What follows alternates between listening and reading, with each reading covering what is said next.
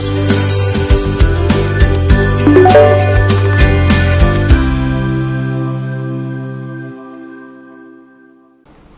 Morning students, कैसे हैं आप सब। आज अपन नया टॉपिक स्टार्ट करने जा रहे हैं जिसका नाम है basic maths for physics. Basic maths माने अपन केवल एक मैथमेटिक्स पढ़ेंगे, कुछ इंपॉर्टेंट पॉइंट्स पढ़ेंगे मैथमेटिक्स के जो अपने फिजिक्स में काफी काम आते हैं। Basically mathematics is a language for physics, ठीक है। अगर अपन फिजिक्स में कोई भी टॉपिक पढ़ेंगे तो उसमें इक्वेशंस इन्वॉल्व होती हैं, उसमें कुछ मैथमेटिकल चीजें ऐसी होती है जो अपने को आनी चाहिए, ठीक है। ये सब चीजें आप ऑलरेडी मैथ्स डिपार्टमेंट में जहां भी आप पढ़ रहे हैं वहां पे आप पढ़ेंगे। उसके अलावा यहाँ पे भी अपन कुछ चीजें देखेंगे जो आपके काम आएगी। तो अपन देखते हैं सबसे पहले अपनी क्या क्या चीजें हो सकती हैं। तो अपन ने डिवाइड किया है बेसिक मैथ्स को इन 5 चीजों में। सबसे पहली आपकी एलिमेंट्री अलजेब्रा, इसके अंदर अपन basic polynomial equation, linear equation, quadratic equation, उनके रूट्स वगैरह के बारे में बात करेंगे। फिर अपन पढ़ेंगे ट्रिग्नोमेट्री। ट्रिग्नोमेट्री के अंदर अपन ट्रिग्नोमेट्रिक रेशियोज और पाइथागोरस थ्योरम और कैसे थीटा, साइन थीटा, डिफरेंट 6 जो अपने बेसिक होते हैं trigonometric functions, sine theta, cos theta, tan theta, इनके बारे में अपन देखेंगे। ये सब आपने ऑलरेडी अपने 10th क्लास में पढ़ाई हुआ है। फिर अपन देखेंगे कोऑर्डिनेट ज्योमेट्री। कोऑर्डिनेट ज्योमेट्री के अंदर अपन बहुत ज्यादा बेसिक चीजें देखेंगे, जैसे कि स्लोप निकालना, स्ट्रेट लाइन की इक्वेशन, एक ग्राफ के अंदर कोऑर्डिनेट्स मार्क करना एक्स वाई एक्सिस पे, है ना। फिर अपन देखेंगे कैलकुलस। कैलकुलस के अंदर अपन 2 चीजों के बारे में बात करेंगे, एक तो अपन डिफरेंशिएशन के बारे में बात करेंगे और एक अपन इंटीग्रेशन के बारे में बात करेंगे। ये हो सकता है कि आपके लिए दोनों की दोनों नई चीजें हों, तो अपन इसको थोड़ा अच्छे से देखेंगे। और एट लास्ट फिर अपन आएंगे फंक्शंस पे, क्योंकि हर चीज फंक्शन पे डिपेंड करती है। अपन देखेंगे फंक्शन का किस तरह से यूज होता है। अगर अपन इन 5 चीजों के बारे में बहुत अच्छे से प्रिपरेशन अपनी कर लें, इन बेसिक चीजों के बारे में बहुत बेसिक नॉलेज ले लें जो अपने फिजिक्स में काम आती है, तो आई एम डैम श्योर कि आपको फिजिक्स पढ़ते टाइम कभी भी कोई दिक्कत नहीं आएगी। With this thinking we are moving forward. So our first section is elementary algebra. Now in this elementary algebra part, here are some basic formulas which you can see. So ये सब फॉर्मूले अपन ने 9th और 10th में जब अपन maths पढ़ते थे तो अपन ने ये सब फॉर्मूले यूज करें। बेसिक फॉर्मूला है a plus b whole square, very easy, a square plus b square plus 2ab, a minus b whole square. Similarly यहाँ पे a plus b whole cube का भी अपना फॉर्मूला है और a cube plus b cube भी है अपने पास यहाँ पे। तो ये सब बेसिक फॉर्मूला है यहाँ तक। तो कुछ बेसिक चीजें और हैं, जैसे कि अगर a की पावर n लिखा हुआ है तो इसका मतलब क्या है, a को अपन ने n टाइम्स लिखा हुआ है। अगर a की पावर m और a की पावर n ऐसे मल्टीप्लाई हो रहे हैं तो अपन कैसे लिख सकते हैं उसको, a की पावर m डॉट a की पावर n ऐसे लिखा हुआ है तो इसको अपन लिख सकते हैं a की पावर m प्लस n। इस तरह से अपन उसको लिख सकते हैं। कुछ बेसिक चीजें हैं। उसके अलावा फिर यहां पे अपन देख सकते हैं, अगर a की पावर m डिवाइड में है a की पावर n के, तो उसको अपन इस तरह से लिख सकते हैं माइनस में। ये रिवर्स होता है, a की पावर n, ये जब ऊपर आएगा तो नेगेटिव हो जाएगा। अब इसमें भी 2 कंडीशन है, अगर m ग्रेटर देन है n के तब तो अपन a की पावर m माइनस 1 लिख सकते हैं, लेकिन अगर m और n इक्वल है तो यानी कि इस n की जगह क्या आ जाएगा, m आ जाएगा।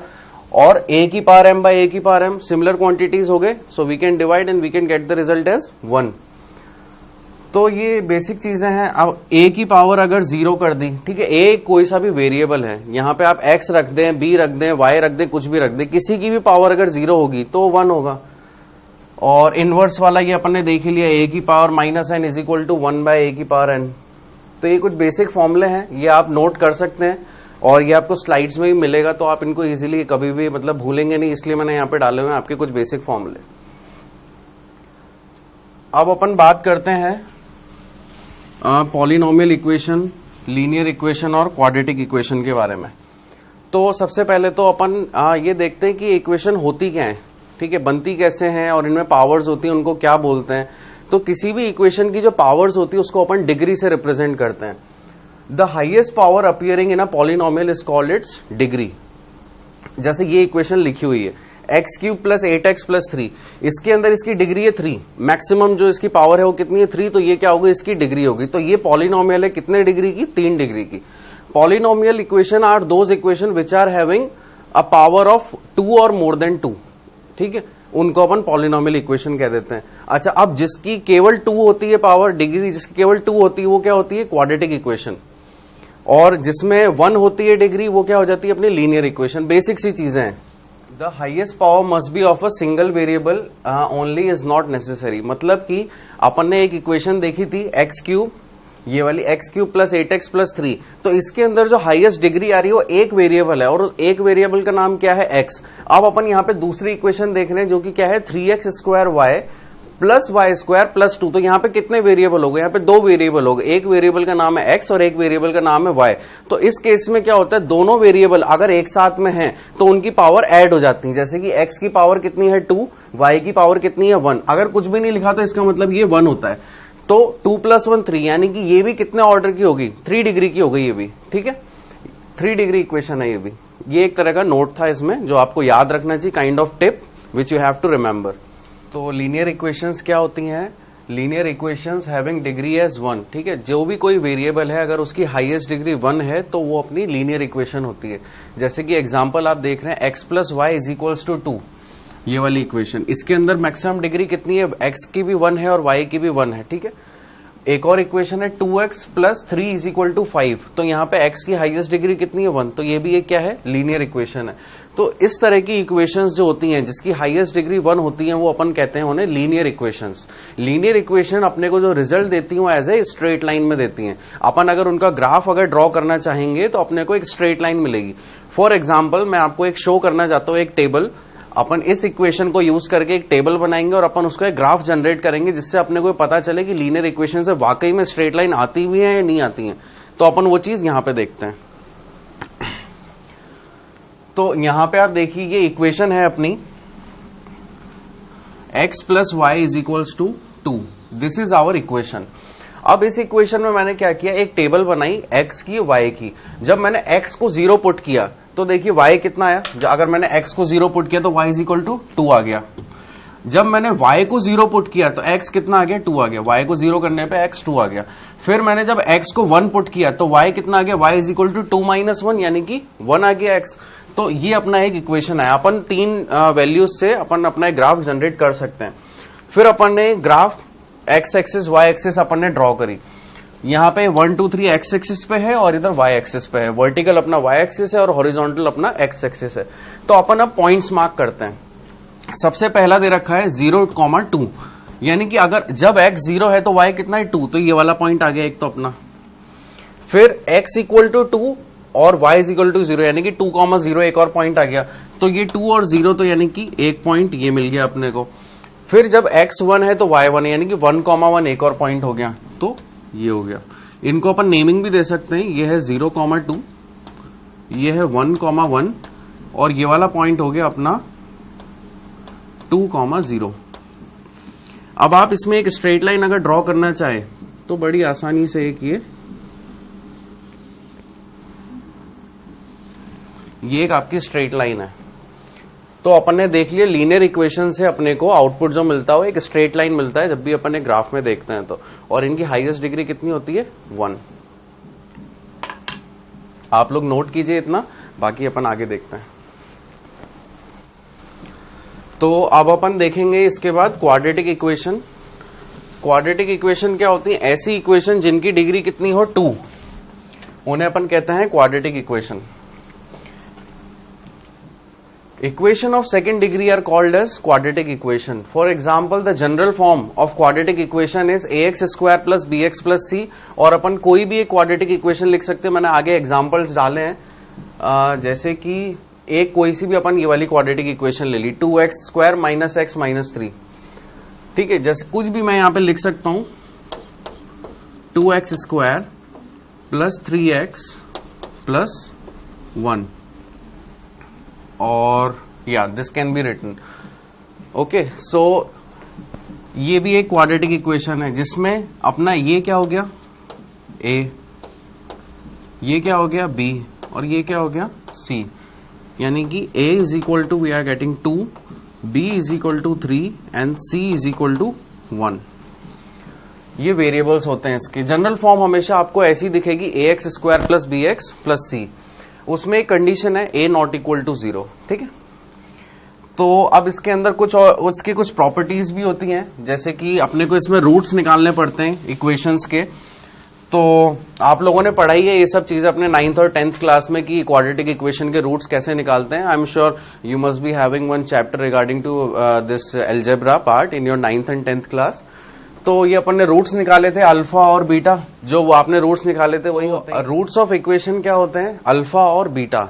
तो अल्फा और बीटा की वैल्यू अपने को पता ही होती है, अपन ने 9th 10th क्लास में कितनी बार पढ़ी है वाली चीजें, और दोनों को एक साथ लिखेंगे तो इस तरह से लिख देंगे। अब रूट्स में एक होता है सम ऑफ रूट, एक होता है प्रोडक्ट ऑफ रूट। तो अपनी ये दोनों चीजें काफी ज्यादा काम आ सकती हैं आगे। तो सम ऑफ रूट क्या होता है? अगर अपन अल्फा और बीटा को ऐड कर देंगे तो कितना आएगा अपने पास? Minus b upon a. और product of root alpha into beta, product होता है अपना अल्फा इंटू बीटा, कितना हो जाएगा आपका? सी बाय ए। तो ये अपनी बेसिक चीजें थी क्वाड्रेटिक इक्वेशन में। अब अपन कुछ एग्जांपल्स लेते हैं जिससे अपन मिड टर्म ब्रेक करना सीखेंगे, कैसे देखेंगे कि अपन की रूट्स कैसे आते हैं। ठीक है, तो ये जैसे एक इक्वेशन है अपने पास 2x square minus x minus 3 equal to 0। अब आपको इसके रूट्स निकालने हैं। ठीक है, क्वेश्चन है अपना find the roots of the quadratic equation. Quadratic equation तो है ही सी, अगर इसकी डिग्री 2 है तो क्वाड्रेटिक इक्वेशन हो ही गई। अब इसके रूट्स निकालने, तो अपन को कितने इजीली ब्रेक कर सकते हैं? 2x स्क्वायर 3 2 जा 6, तो और माइनस करके -1 आना चाहिए। ठीक है, तो minus 3x plus 2x minus 3 equal to, या इसको अभी ऐसे यहां पे चलने दो। फिर यहां से अपन ने 2x कॉमन लिया तो अंदर क्या बचा? x प्लस 1 माइनस 3 कॉमन लिया तो x प्लस 1, तो x प्लस 1 एक चीज आ गई और इधर 2x माइनस 3। तो x के कितने रूट आ गए? एक तो आया -1 और एक आया कितना? 3/2। ये दो रूट आ गए अपने पास। x is equals to -1 and x is equals to 3/2। ऐसे ही अपने को दूसरी इक्वेशन के भी निकालने हैं रूट, सेम इसी तरह से। आप पहले इतने देखिए, यहां पे अपन फिर दूसरी इक्वेशन सॉल्व करते हैं। तो आई एम श्योर आपको इतना आ गया। अब अपन सेकंड इक्वेशन की तरफ चलते हैं, जो कि क्या है? 2x square plus 3x minus 5। ठीक है,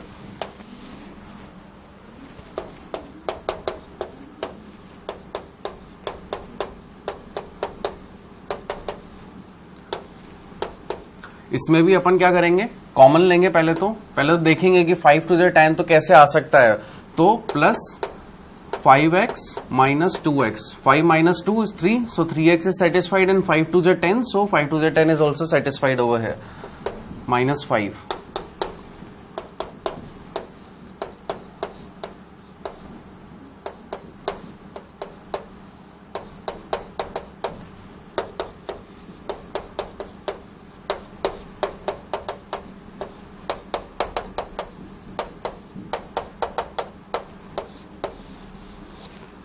तो यहां पे भी अपन ने क्या किया? इक्वेशन थी उसको अपन ने मिड टर्म ब्रेक किया। ये दोनों चीजों के अंदर 5x माइनस 2x यानी कि अपना 3x आ गया, और 5 2 जा 10 भी होना चाहिए, जो कि ये अपने को पता ही है, बेसिक रूल होते हैं मिड टर्म ब्रेक करने के क्वाड्रेटिक इक्वेशन को। फिर अपन ने क्या किया? चीजों को कॉमन लिया। 2x अगर मैंने कॉमन लिया तो फिर मैंने इस वाले 2x को यहां पे इस तरह से लिख लिया, 5 5 इस तरह से यहां पे कॉमन लेकर के ये लिखा, और फाइनली अपने दो रूट्स आ गए, x is equals to minus 5/2 and x is equals to 1। Now will take another equation which is x square minus 13x plus 6। पर आप अभी पहले इतनी चीज नोट करिए, फिर अपन आगे देखते हैं।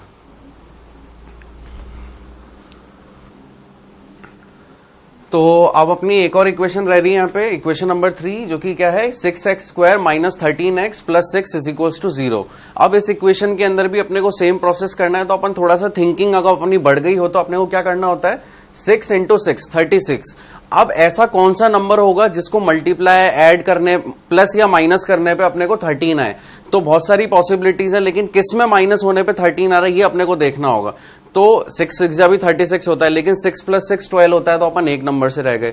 ठीक है, उसी तरह से आप और भी चीजें सोच सकते हैं। 12 3 जा 36, ठीक है, तो वो वाली चीज हो रही है सेटिस्फाइड? नहीं हो रही भाई, प्लस माइनस करने पे। एक चीज है 9 4 जा 36, 9 4 9 प्लस 4 कितना हो रहा है? 13, तो माइनस 9 माइनस 4 भी माइनस 13 होगा। तो यहाँ पे रूट्स क्या आ सकते हैं? एक पॉसिबिलिटी है 9 और 4 के कुछ में आ सकते हैं। तो अपन इसकी इक्वेशन इसको आगे सॉल्व करते हैं, इसको मिड टर्म ब्रेक करते हैं। आइए देखिए,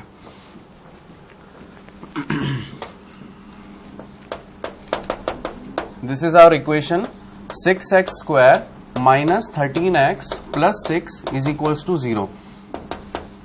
तो 6x square minus 9x minus 4x plus 6।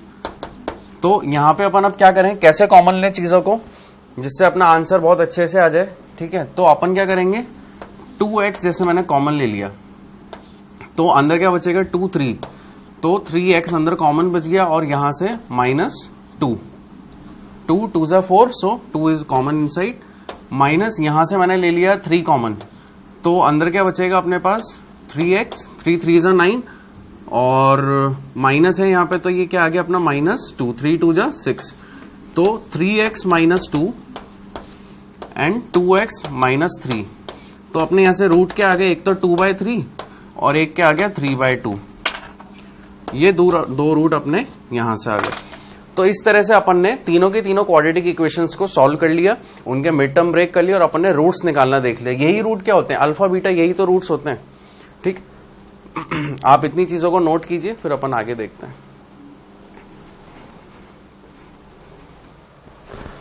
चलिए, तो अब अपन डिस्क्रिमिनेंट के बारे में थोड़ी सी चीज देखेंगे कि क्वाड्रेटिक इक्वेशन में डिस्क्रिमिनेंट का क्या रोल रहता है, उसके क्या केसेस होते हैं।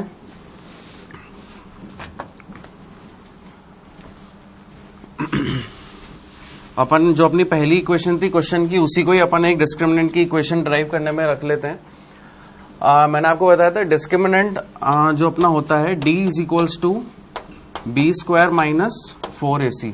तो डिस्क्रिमिनेंट अपना कितना होता है, d is equal to b square minus 4ac। ये अपना डिस्क्रिमिनेंट का फॉर्मूला होता है। अब डिस्क्रिमिनेंट 3 कंडीशन है, d greater than 0, equal to 0 और लेस देन 0। अगर d ग्रेटर देन 0 है तो रूट्स कैसे हैं, रियल एंड डिस्टिंक्ट। अगर d इक्वल टू 0 आ जाता है, ठीक है, यानी कि जो भी आपका d की वैल्यू आ रही है यहां से इक्वेशन में, अगर वो 0 आ जाती है तो रियल और इक्वल रूट्स होंगे, यानी कि रिपीटेड रूट्स भी हो सकते हैं।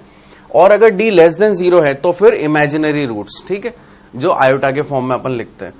तो इतना ज्यादा डेप्थ में अपने को जाना नहीं है, अपन एक जो अपने पहली इक्वेशन थी एग्जाम्पल की, अपन उसी को ही देखते हैं इसमें डिस्क्रिमिनेंट निकाल करके कि क्या आता है। तो यहाँ पे ये चीज क्या है a, ये क्या है 1 इसमें b और ये क्या है c।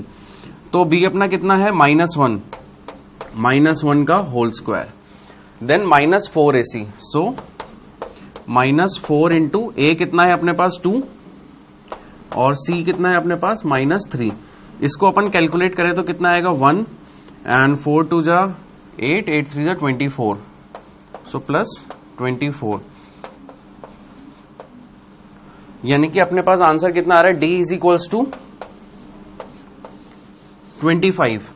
d is equal to 25 क्या है, इक्वल टू 0 है, ग्रेटर देन 0 है, लेस देन 0 है, obviously it is greater than 0। तो यानी कि अपने रूट्स कैसे हो गए, रियल और डिस्टिंक्ट। ठीक है, इतनी चीजें आप नोट कीजिए। चलिए, तो अपन ने क्वाड्रेटिक इक्वेशंस के बारे में सब चीजें देख ली हैं कि उसके रूट्स कैसे निकलते हैं, मिड टर्म ब्रेक कैसे होता है। तो अब अपन देखते हैं लॉगरिथम के बारे में। लॉगरिथम बेसिकली एक फंक्शन है, लॉग फंक्शन जिसे अपन बोलते हैं। आपके फिजिक्स की काफी इक्वेशंस हैं जिसमें लॉग का यूज हो रखा है। तो वैसे तो आपने इसको भी 10th क्लास में इसका फंक्शन का यूज कर लिया होगा, लेकिन ज्यादा डेप्थ में ही आपके 11th में आएगा। तो अपन देखते हैं ये होता क्या है। ठीक है, अगर आपको एक इक्वेशन लिखी हुई है y is equals to log of x to the base b, इसको रीड करने का तरीका होता है, ये इसका नोटेशन होता है कि अपन इसको कैसे रीड करेंगे, log of x to the base b। तो यहाँ पे ये सब वेरिएबल्स हैं अभी, और बेसिकली इस इक्वेशन का लिखा होने का मतलब है कि अपने को x की वैल्यू कैलकुलेट करनी है। तो अपन वो कैसे करेंगे कि b की ऐसी कितनी पावर होगी तब जाके अपने को x मिलेगा। ठीक है, b की वो क्या पावर होगी जिसपे अपने को x मिलेगा, कुछ इस तरह का होता है। ये बेसिक इसकी डेफिनेशन है, इसको अपन बेस से डिनोट करते हैं। और ये जो होता है ये अपना आर्ग्यूमेंट होता है, इसको अपन एज ए आर्ग्यूमेंट बोलते हैं इस वेरिएबल को। अब आप यहां पे देखिए वही चीज लिखी हुई, नोटेशन एक तो आपको बता रखा है और इसको लिखने का तरीका बता रखा है। इसके ऊपर जब तक अपन एक क्वेश्चन नहीं करेंगे तब तक ये चीज अपने को समझ में नहीं आएगी। तो एक क्वेश्चन देखते हैं अपन, जैसे ये लिखा हुआ है 2 is equals to log x to the base 7। सबसे पहले इसको अपन ने अगर रीड करना सीख लिया तो अपन इसको सॉल्व करना भी बहुत आसानी से सीख लेंगे। तो यहां पे आप देखिए मैंने एक इक्वेशन लिखी थी y is equals to log of x to the base b। क्या ये उससे मिलती जुलती है? बिल्कुल ये उससे मिलती जुलती है। आर्ग्यूमेंट तो सेम है, बेस में उन्होंने क्या कर दिया 7 लगा दिया और y की जगह क्या लिख दिया 2 लिख दिया।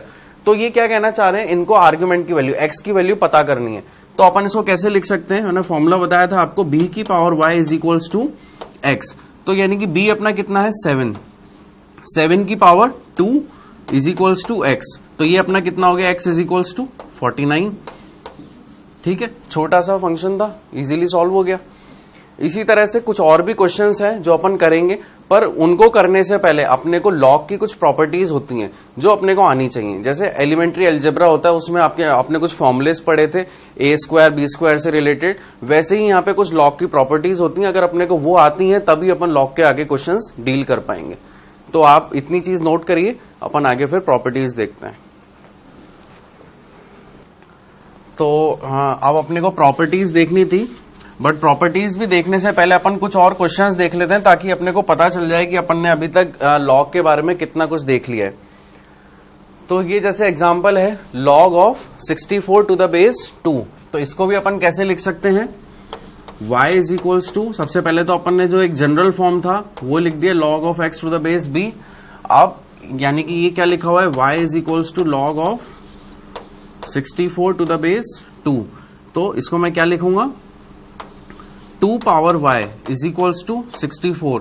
अब 64 को भी क्या मैं पावर के फॉर्म में ब्रेक कर सकता हूं? बिल्कुल कर सकता हूं भाई। 64 को मैं कैसे लिख सकता हूं, 2 की पावर 6।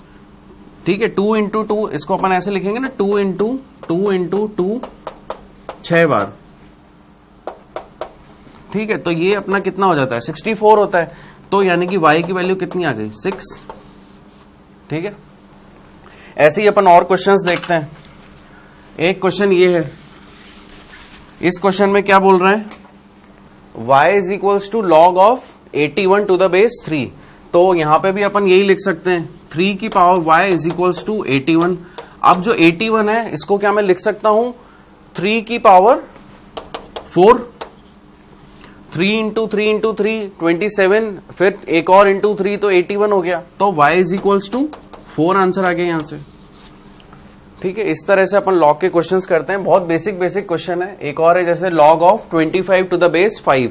तो यहां पे क्या हो जाएगा, 5 की power y is equals to 25, और 25 क्या होता है 5 का स्क्वायर, और इधर 5 की पावर y। ये अपन ने एक प्रॉपर्टी शुरुआत में देखी थी कॉमन फॉर्मुलेज में, कि अगर a की power m is equals to a की पावर n आ रही है तो m is equals to n हो जाता है।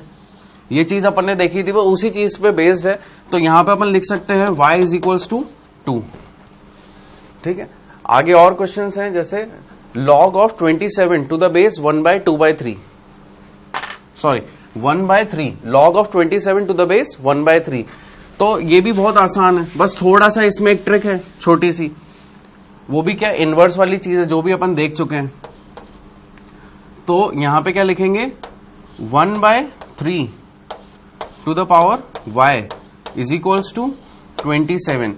अब ऐसा क्या करें, y की जगह क्या रखें कि 27 उधर भी आ जाए। तो अब ये 1/3 upon y is equals to, अब मैं इसको इनवर्स के फॉर्म में लिख सकता हूं, 1/3 होल पावर -3। अगर मैंने लिख दिया तो ये इसमें कोई अंतर पड़ा क्या, कुछ भी अंतर नहीं होता। y की वैल्यू कितनी आ गई यहां से -3।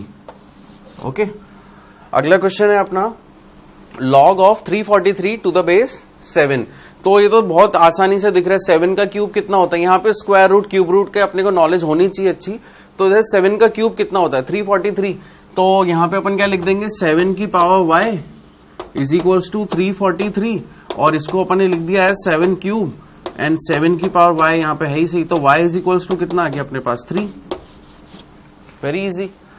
ये सब बेसिक क्वेश्चंस हैं, जब प्रॉपर्टीज आएंगी तो थोड़ा क्वेश्चंस का लेवल अच्छा होगा लॉग में, लेकिन ये बेसिक चीजें हैं लॉग की जो अपने को आनी चाहिए। उसके बाद अगला क्वेश्चन है अपने पास log of 2 to the base 4। चलिए लोग आप लोग करके देखिए कि आपसे बनता है या नहीं बनता है। फंडा यही अपनाना है कि y is equals to log of x to the base b, और b की power y is equals to x। इसी तरह से अपने को करना है, आप लोग ट्राई करके देखिए, फिर मैं यहाँ पे कर ही रहा हूं।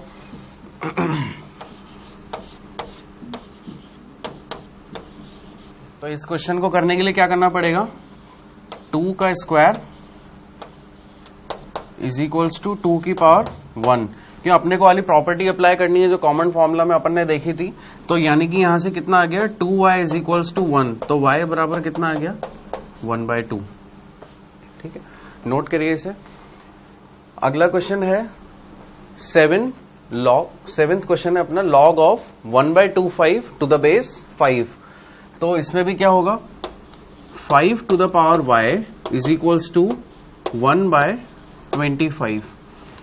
तो यहां पे क्या कर सकते हैं अपन, 1/25 है तो 1/25 को लिख सकते हैं अपन 5 to the power -2। 5 to the power y is equals to 5 to the power -2। ये दोनों का मतलब सेम ही है, तो यहां से y अपने पास कितना आ गया -2।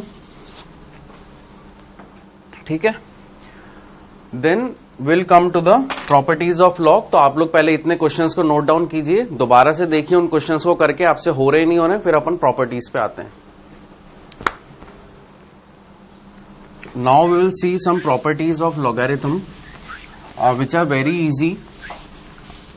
अगर अपन ने इतने क्वेश्चंस लगा लिए हैं तो अपने को प्रॉपर्टीज समझने में ज्यादा दिक्कत नहीं आएगी।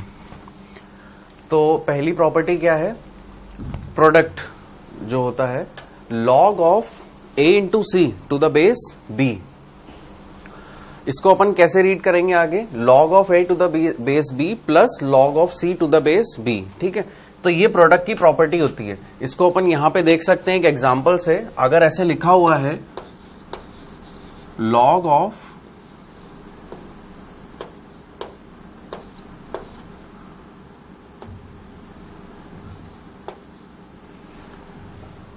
ठीक है, log of 8 into 7 to the base 10 अगर ऐसे लिखा हुआ है तो आप इसको ऐसे ब्रेक करके लिख सकते हैं log of 8 to the base 10 plus log of 7 to the base 10।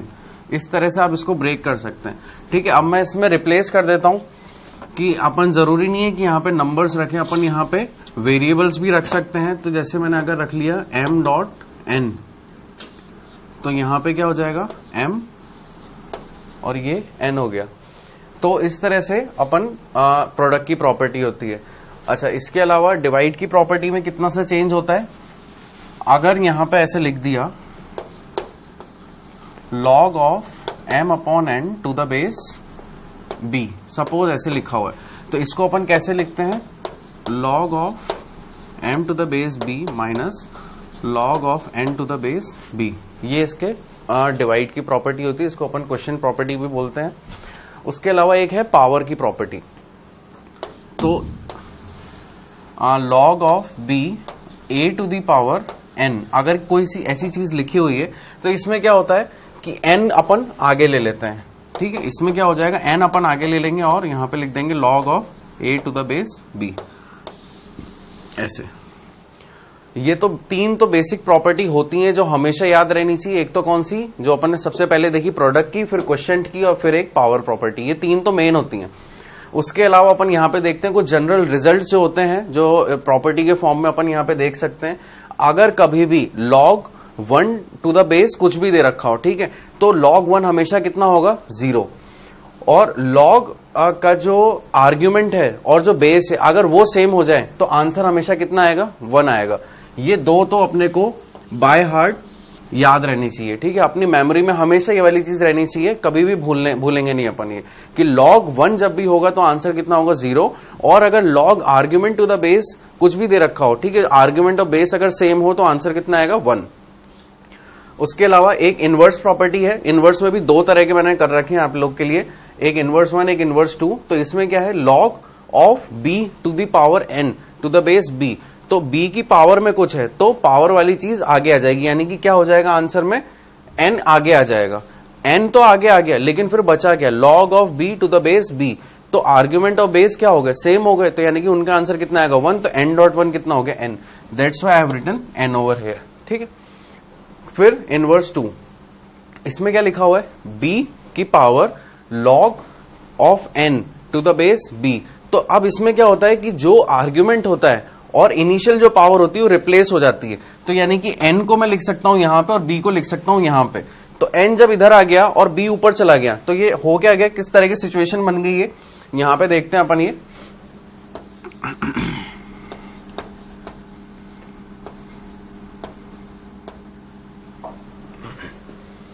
ये इस तरह से आपका लिखा हुआ है कि b की पावर में log n to the base b है। तो ऐसे में क्या होता है, ये वाला जो b है और ये वाला जो n है ये आपस में स्विच हो जाता है। तो क्या हो जाएगा, ये n की पावर में log b to the base b। अब आर्ग्यूमेंट और बेस दोनों के दोनों सेम हो गए थे, यानी कि क्या हो गया, n की पावर कितने आ गई 1, वो कितना हो गया सिर्फ n। तो इसलिए यहां पे क्या लिखा हुआ है कि b की power log of n to the base b का आंसर कितना आ गया n, वो इस तरह से आया। कंडीशन है n हमेशा बड़ा होना चाहिए 0 से, ठीक है। फिर 1 to 1 प्रॉपर्टी इसमें क्या है कि अगर लिखा हुआ है log a to the base b equal to log c to the base b, यानी कि जो भी इक्वेशन log फंक्शंस हैं अगर उनके बेस इक्वल हैं तो अपन उनके वेरिएबल्स भी आर्ग्यूमेंट को इक्वल कर सकते हैं। ये वही चीज है जैसे अपन a की power m is equal to a की पावर n करते हैं, उसमें वेरिएबल a जो है दोनों के सेम रहते हैं तो पावर सेम हो जाती है। कुछ उसी तरह से अगर आपके बेस सेम है log फंक्शन में तो आपके आर्ग्यूमेंट इक्वल हो जाएंगे। फिर चेंज टू द बेस, इसमें क्या है, जैसे लिखा हुआ है log of a to the base b। अब यहां पे कंडीशन ये होती है कि आपको मान लीजिए बेस b जो है वो आपको यूज नहीं करना, आपको कोई और बेस यूज करना है क्वेश्चन को इजीली सॉल्व करने के लिए, तो अपन इसमें बेस चेंज कर देते हैं। लेकिन वो बेस एक में नहीं दोनों में चेंज होगा, तो अपन कैसे लिख सकते हैं उसको, log of a to the base c divide by log of b to the base c। और फिर अपन वो बेस जो होते हैं उसको अपन इस तरह से लिख सकते हैं directly log a by log b और ln a बाय ln। अब यहाँ पे आप सोचेंगे यार ये log को इन्होंने ln लिख दिया, तो ये भी एक नोटेशंस होते हैं। अगर आपका बेस आप 10 यूज कर रहे हैं तो अपन उसको log फंक्शंस बोलेंगे, ठीक है, और नेचुरल log, इनको अपन आगे देखते हैं। यहाँ पे कॉमन लॉगरिथम फंक्शंस उनको बोलते हैं जिनका बेस 10 होता है, और जिनका बेस e होता है उनको अपन बोलते हैं नेचुरल लॉग फंक्शंस। तो इनके रिप्रेजेंटेशंस कैसे होते हैं ये अपन देखते हैं। पहले आप ऐसा कीजिए, यहां तक की जो प्रॉपर्टीज थी आप इनको नोट डाउन कर लीजिए अपनी कॉपीज में, और स्पेशली इन दोनों को आप अच्छे से याद रखिएगा, ठीक है। और ये अपनी 3 तो जो बेसिक होती हैं वो है ही सही, आप इनको नोट डाउन कीजिए, फिर अपन आगे की चीज देखते हैं कि कॉमन लॉगरिथम और नेचुरल लॉगरिथम क्या होते हैं। तो अब अपन कुछ आखिरी की और बातें करेंगे लॉग के बारे में, और फिर अपन जो अपना पहला सेक्शन था एलिमेंट्री अलजेब्रा का उससे अपन आगे बढ़ेंगे। तो ये आपने लिख ली प्रॉपर्टीज, अब इसके आगे अपन देखते हैं। हाँ, तो अपन कॉमन लॉगरिथम और नेचुरल लॉगरिथम पे थे। कॉमन लॉगरिथम क्या होते हैं, logarithm with a base of 10 are known as common logarithm, और उनको लिखने का तरीका क्या होता है, log ऑफ x या log of argument to the base 10, हमेशा उनका बेस क्या रहेगा 10 रहेगा। दूसरे जो होते हैं अपने नेचुरल लॉगरिथम जिसको अपन रिप्रेजेंट करते हैं ln से, ठीक है। कॉमन लॉगरिथम को अपन log लिखते हैं और नेचुरल को ln लिखते हैं, ठीक है, और उनका बेस कितना होता है e। तो जब भी आपको कहीं पे भी या तो बेस लिखा हुआ नहीं हो तो फिर और ln लिखा हो तो अपन उसका बेस e मानेंगे, और अगर log लिखा हुआ हो और उसका बेस नहीं लिखा हुआ तो अपन उसको बाय डिफॉल्ट 10 मानेंगे। जैसे कि अगर सिंपली अगर ऐसे लिखा हुआ है log ऑफ x तो अपन बाय डिफॉल्ट मानेंगे कि इसका बेस कितना है 10, और अगर सिर्फ ln x लिखा हुआ है तो इसका बेस कितना होगा e। अब ये e क्या चीज है, ये e क्या चीज है, e है अपना ये नेपियर कांस्टेंट जिसकी वैल्यू होती है कितनी 2.73।